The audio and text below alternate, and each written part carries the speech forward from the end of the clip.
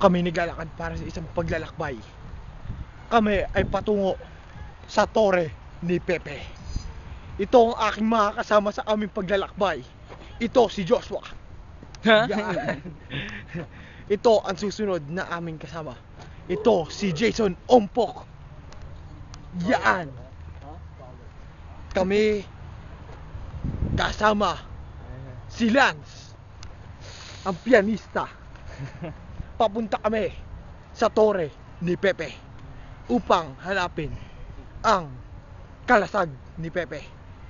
Kami maglalakad ngayon upang makita si Pepe. Nakita namin ang kanyang mga alagad.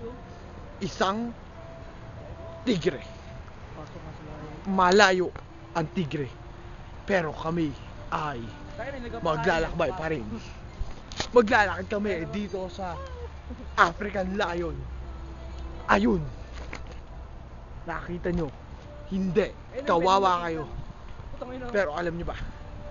Papunta kami sa tore ni Pepe. Kaya kung gusto nyo makita ang tore ni Pepe, panoorin nyo itong video na ito.